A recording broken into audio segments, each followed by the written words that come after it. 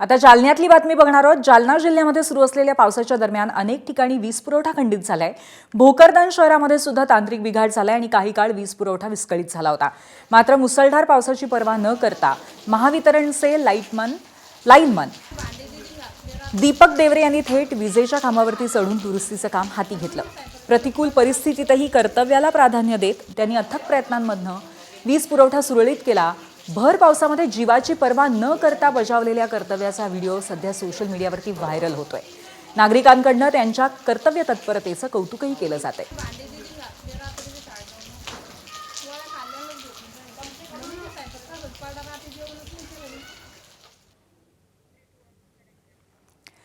गडचिरोलीमध्ये पुन्हा मुसळधार पावसाला सुरुवात झाली आहे। मध्यरात्रीच्या मुसळधार पावसानंतर सकाळपासून पावसाने काहीशी विश्रांती घेतली होती, मात्र दुपारनंतर पुन्हा पावसाला सुरुवात झाली आहे।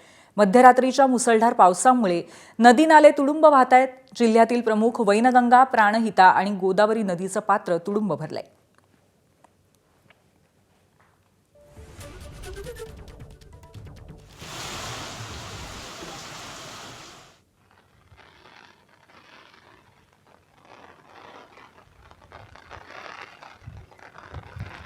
गडचिरोलीमध्ये काल मध्यरात्री सुद्धा प्रचंड पाऊस पडला। त्यानंतर आज काही काळ पावसाने विश्रांती घेतलेली होती, पण आपण दृश्यामध्ये बघू शकतो किती मोठ्या प्रमाणावरती पाऊस गेले काही दिवस गडचिरोलीमध्ये पडलेला आहे आणि त्यामुळे वैनगंगा, प्राणहिता आणि गोदावरी नदीचं पात्र तुडुंब भरून वाहतंय, हे दृश्यांमध्ये दिसतंय।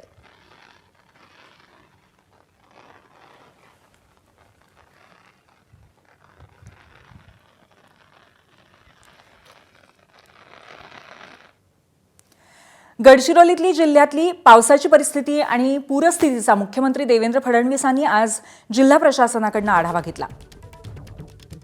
गडचिरोली जिल्ह्यामध्ये गेल्या 24 तासात 123 मिलीमीटर इतका पाऊस झालाय। काही भागात तर तो 200 मिलीमीटर इतकाही झालेला आहे। त्यामुळे अतिवृष्टी झालेली आहे गेल्या 24 तासामध्ये, हे स्पष्ट आहे।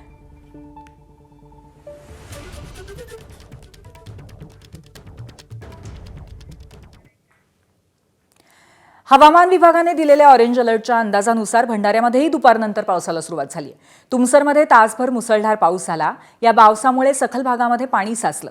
सलग 5व्या दिवशी भंडारा, तुमसर, मोहाडी, साकोली, लाखांदूर, लाखनी आणि पावनी या तालुक्यातही पावसाने हजेरी लावली।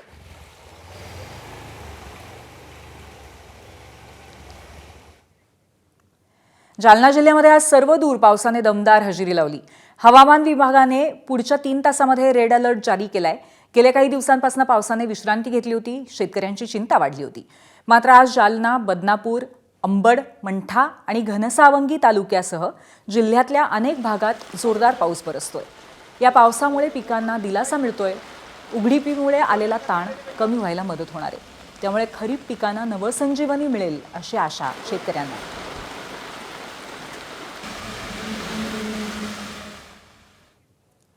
अमरावती जिल्ह्यातल्या मेळघाटातल्या धारणी तालुक्यामध्ये काल दिवसभर आणि रात्रीही मुसळधार पाऊस कोसळला। त्यामुळे नद्या आणि ओढ्यांच्या पाणी पातळीमध्ये वाढ झाली आहे। सिपना नदीला पूर आलाय। पाणी पुलावरनं वाहतंय, त्यामुळे 20 ते 25 गावांचा मुख्यालयाशी संपर्कही तुटलाय। शिवाय पूर्णा प्रकल्पातील पाण्याची पातळी वाढली आहे, त्यामुळे 3 दरवाजे 20 सेंटीमीटरने उघडण्यात आले। म्हणूनच शिरसगाव कसबा इथल्या मेघा नदीलाही पूर आला।